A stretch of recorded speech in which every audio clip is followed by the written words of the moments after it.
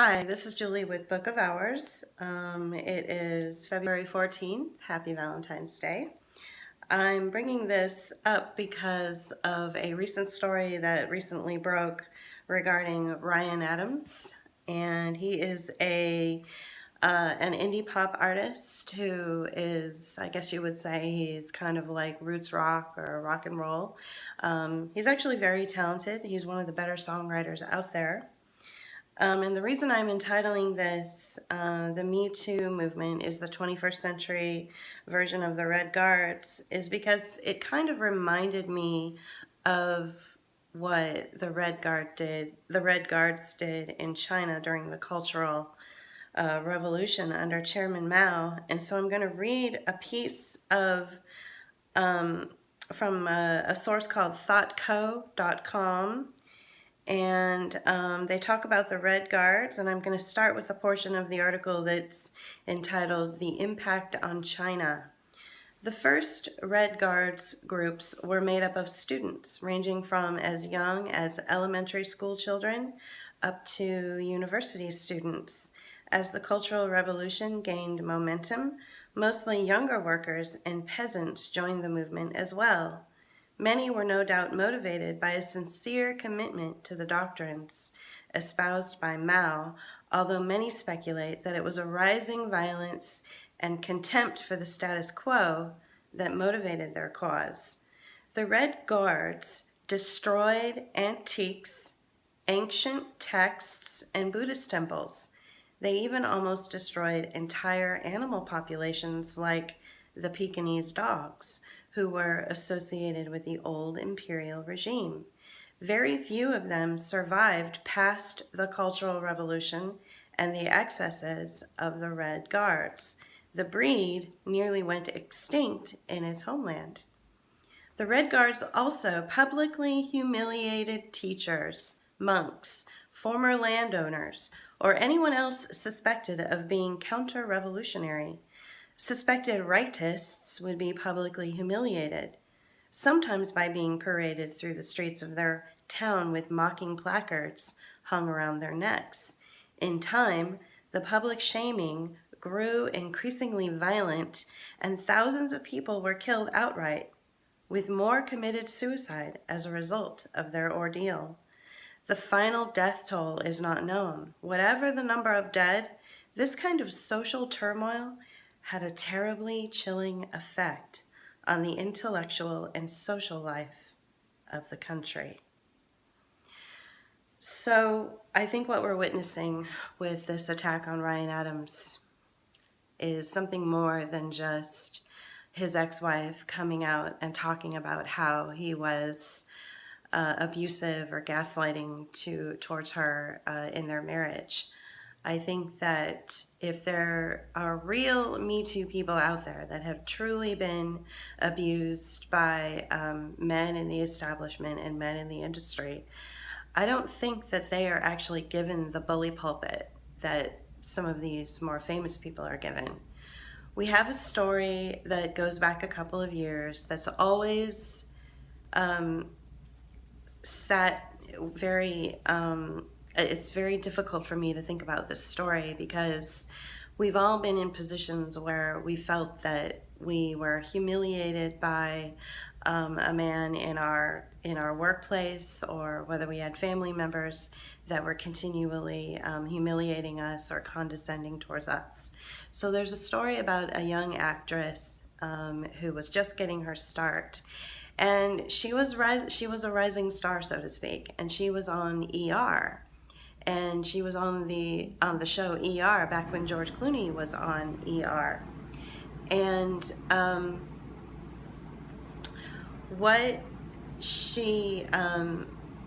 the problems that she was having on the show is that he was condescending to her, he was humiliating her, he was abusive, his behavior towards her was really disrespectful. She kept trying to find advocates for her, and nobody would really back her up until it got to the point where the story got out. Now, I don't know if she leaked the story that he was abusive towards her. I don't really recall if there were any sexual improprieties, but I do know that there was abuse, and I do know that she was, feeling victimized by him and marginalized. He was very condescending, talking down to her all the time. I think he even attacked her race, things like that. She was Vanessa Marquez. She was not Caucasian. So she was then vilified as mentally ill. She was diagnosed with like bipolar and then schizophrenia, and then she was prescribed all of these mood-altering drugs. She never really recovered from the abuse, and one day the cops came to her house and claimed that she was a threat to herself and society, and killed her right on the spot and shot her dead. So to me, those are the real victims of, the real Me Tooers out there. The real Me Too people who have been subjected to and victimized by and abused by people in power, they don't get the bully pulpit. They don't get New York Times op-eds and Vanity Fair articles. And, Mandy Moore has a $5 million an episode deal with This Is Us, the show that she's on. But let's talk about Ryan Adams. He is your typical rock and roll guy. I mean, he is known for being rough around the edges. He swears, he's disrespectful. He's a Scorpio. I mean, I don't know if that means anything to you out there, but that means he's very, very arrogant. He's got a lot of sex appeal, and he's, but I've seen him many times in concerts, and he's very funny. In between, the songs and the sets, he's really funny, and he's really talented. And I think that if we if we get out of this, empowerment through victimization dialogue that seems to happen with the Me Too movement. So when I say empowerment through victimization, what I mean is that, I'm in Hollywood, I'm in the industry, and the only way that I can really feel important and be noticed is if I accuse someone of abusing me. And then suddenly you're empowered through victimization. You have, the entire community of women to surround you and lift you up and give you support during your sort of coming out moment when you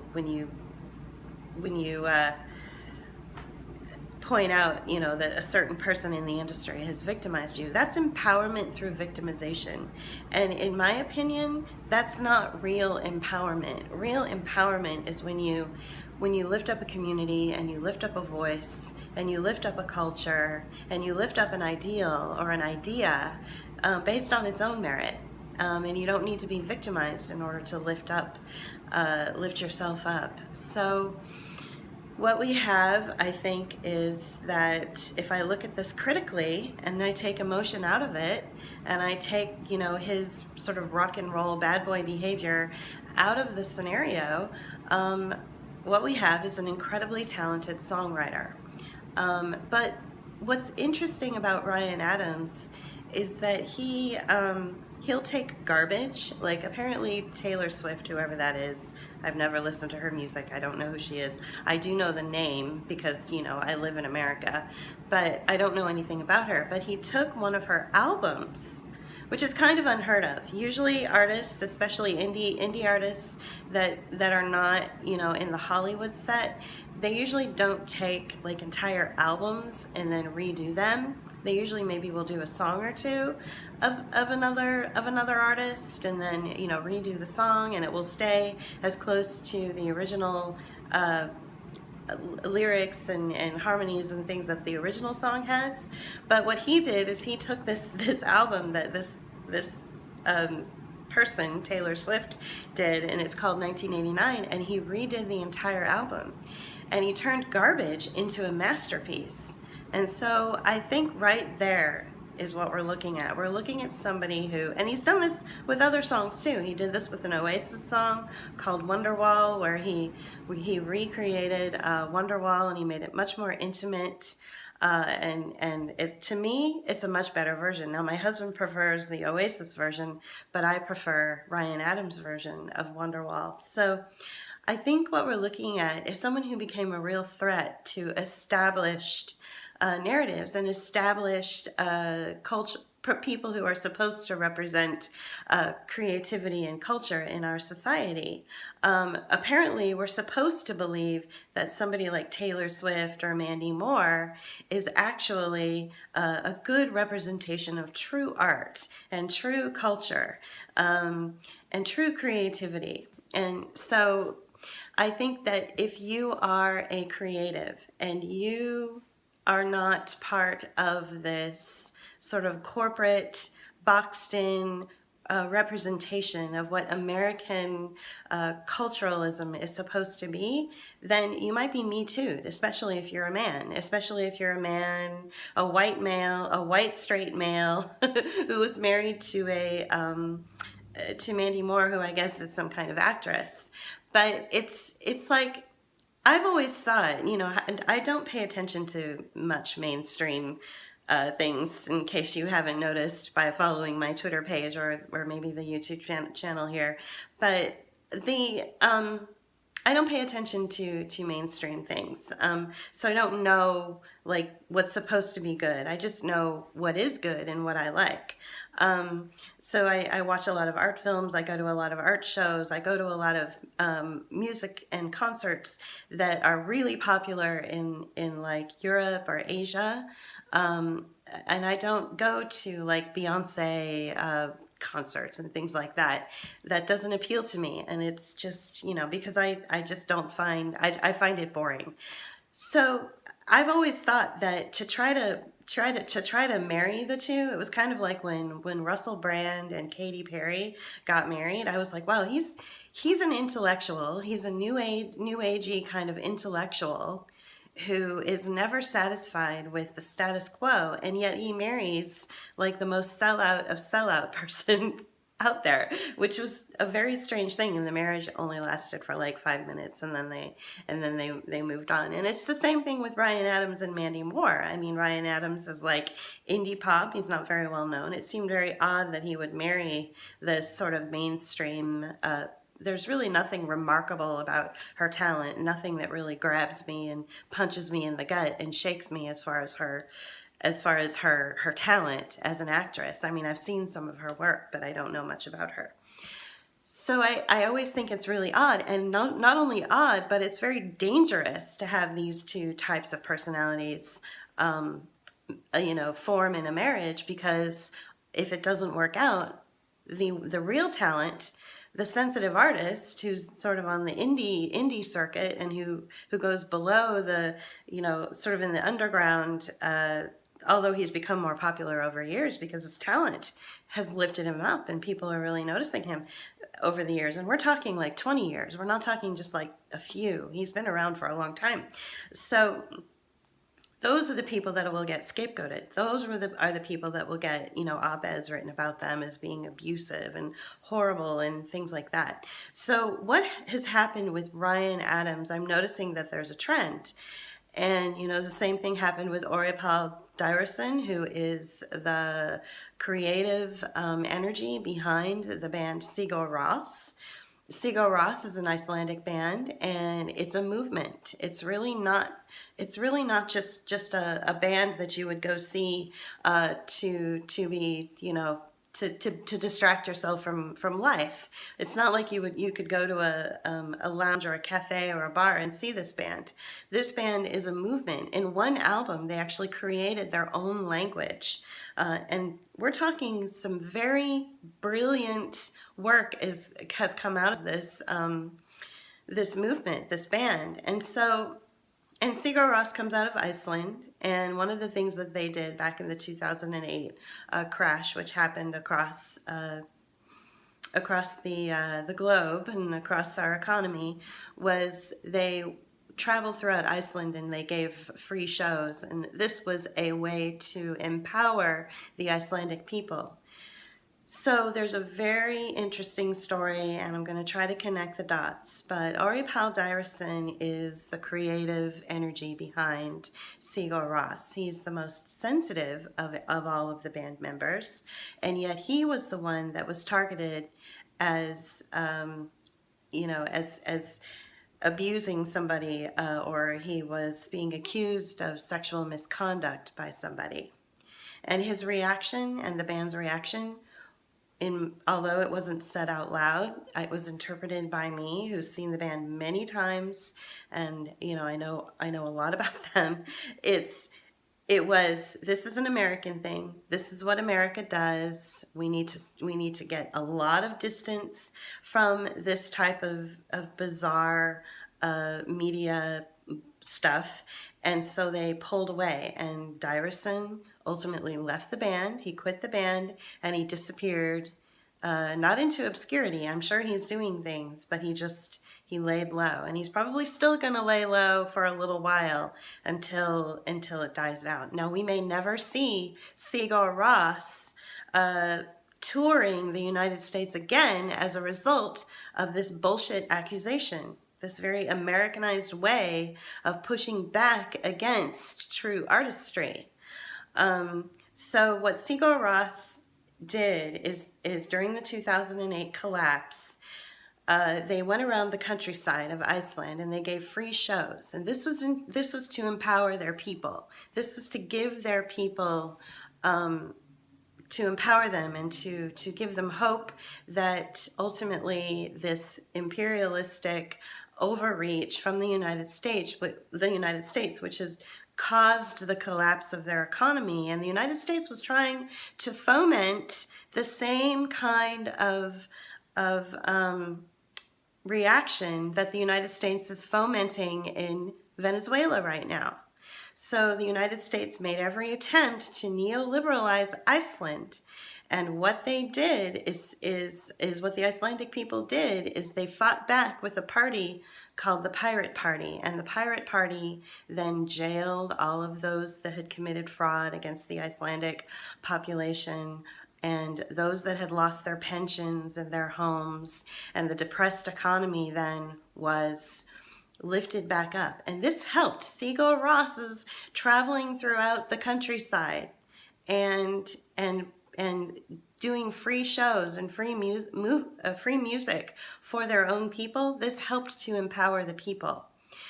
So I believe that the accusation that the most talented version, the most talented person in Sigur Rós, Ori Pal Dyerson, I believe that his accusation somewhat stems from that pushback, somewhat stems from that idea that such a movement and such a powerful creative energy could actually change the will of the economy. It could change the will of the people that live in Iceland, and that's exactly what happened.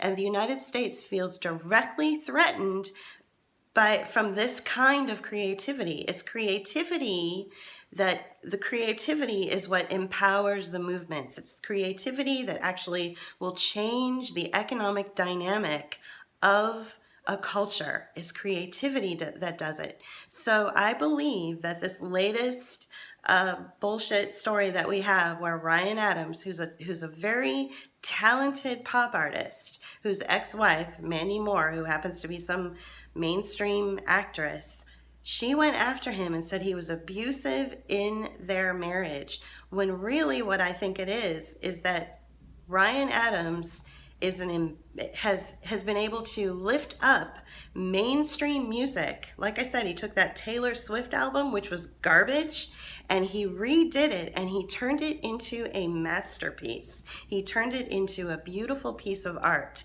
This is a direct threat to that boxed-in creative idea of what Americans are supposed to think of as what is creative energy. Apparently, we're supposed to think Beyonce is like creative energy. I don't know.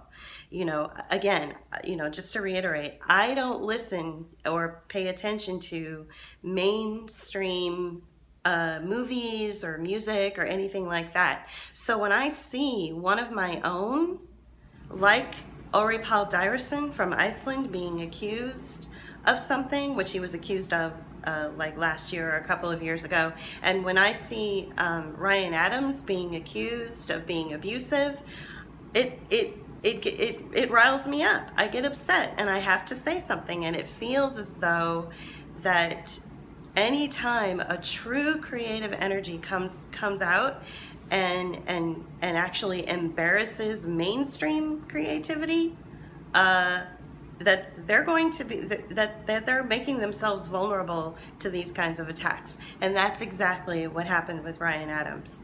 The very first instance we have of somebody very creative, and he's very controversial, I'll admit that. The very first instance we have of somebody creative being attacked is Woody Allen, in my opinion. And this was before the Me Too movement actually happened. This was before the Me Too movement, was a hashtag and became popular. Mia Farrow, his ex-wife, had accused Woody Allen of sexually abusing their daughter or something like that. And what he did, in my opinion, was very smart. He took out an op-ed in the New York Times and he just said, "That's fucked up. What you said publicly is fucked up. I did not do that." Okay? And he's still making movies, and he's still a director, and people still want to work with him because he's an incredible director. Okay? So I think the pushback was important. I think standing up for himself against this was important. That's why I call the Me Too movement is the Red Guards of the 21st century. Now, if you remember, some of you who are tuning in right now maybe missed the part where I read an article, portion of an article that talked about what the Red Guards did during, in China during the Cultural Revolution. They publicly embarrassed people. They made people wear placards, to embarrass them. This is all the same kind of things that is happening in this country with the Me Too movement, where these women are accusing certain men, and certain men do deserve to be accused of sexual improprieties, like Harvey Weinstein, of course. But I think that Mandy Moore saying that Ryan Adams was a gaslighting brute in their marriage, I think that that's airing dirty laundry. Nobody cares about that. Nobody cares about that. But what's interesting is that he is being eviscerated by the New York Times, by other indie pop artists. Suddenly now, the entire indie pop world, all these people that I'm familiar with, who I paid money to go see their shows, they're suddenly dogpiling on top of Ryan Adams. And I'm thinking to myself, this could very easily be you as well. And I'm very sad to see that the actual creatives in the music world and in the music genre and the film industry, actual creatives, not these Hollywood archetypes and not these kinds that are boxed in and forced on us. I'm talking about actual creatives, and you may not know who they are because they don't have, billion-dollar record labels to support them. They're indie, they're underground a little bit. They are dogpiling on top of one of their own, and that is distressing to me. That's really, really distressing to me. And so I think that, again, this goes into this larger narrative, which is that when we're presented with a story, we really need to check our emotions at the door and look at the background. I know that in the 1990s, when I was in my 20s, and again, I'm Generation X, so we're looking at the most scapegoated generation in history in this country. Kurt Cobain was a big part of my musical sort of, revelation. I changed how I listen to music. I changed what kind of music I listen to as a result of Kurt Cobain's work.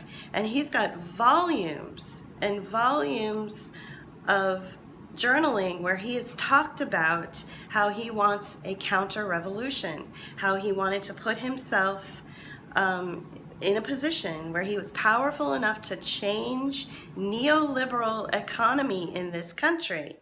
He's actually said that in his journaling. And he talked about anarchy, and he talked about pushing back against the establishment, and he actually used the word neoliberalism. He was frustrated with neoliberalism. He knew it was a bad thing. He saw the writing on the wall. He was incredibly intelligent. And wouldn't you know it, he died, you know? Right when he was, this is my kitty chattering at me, right when he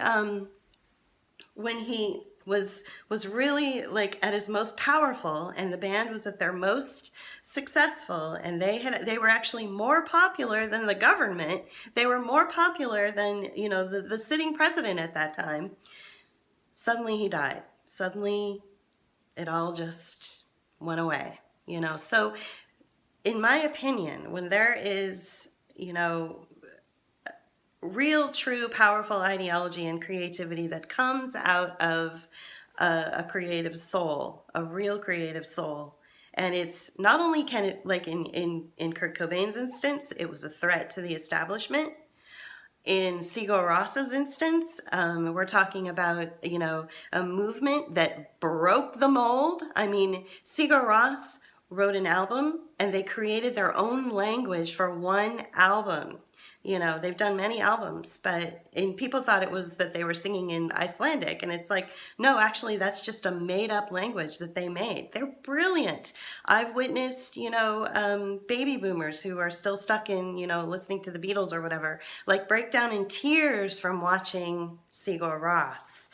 They're very powerful. And so that kind of power and that kind of creativity and that kind of mold-breaking intuitiveness is a threat to the establishment. And that's why they accused the most creative person behind Sigur Rós, Ori Pál Dýrason. That's why he was accused of sexual impropriety. Same thing with Ryan Adams. Again, you know, so he embarrassed a pop star. He embarrassed a made-up pop star who we're all supposed to be delighted with, Taylor Swift. Never listened to her music, whatever. But he embarrassed the establishment by taking her garbage album called 1989 and reworking it and turning it into a masterpiece. So, you know, instead of lifting people up like this in the United States then tries to cut them off at the knees, or you know, since we can't take a gun to their head, we have their ex-wife maybe complain about how they were, you know, kind of a jerk during the marriage. It's like, well, what marriage, you know, doesn't have problems? So I think that when we're looking at the Me Too movement, I feel like in a lot of ways that it is the new Red Guard. You know, that it wants to kill the creativity, because it's the creativity and that energy behind the creativity that breaks molds and challenges institutionalized messages and embarrasses, you know, the sort of culture that we're supposed to be impressed with. All of that, I think they feel threatened by, and so they're going to try to destroy it any chance they get, through bad press, through accusing someone of being, you know, a sexual predator or whatever. So I think that's what we're looking at when it comes to the Me Too movement. I'm probably the only woman in this country that has this thought, and, you know, whatever, but that's what I think. And I'm it's distressing to me, because I'm seeing a lot of these indie artists that I've traveled to see, that I see at festivals, that I go out of my way to buy tickets for, and I see them all jumping onto Ryan Adams and the dog pile and wanting to throw him under the bus, instead of actually looking at this in a much broader, a much more critical analysis of what's happening to our country. Okay. Well, I think that's all I have to say. Thanks a lot for tuning in, guys, and we'll check in soon. Bye.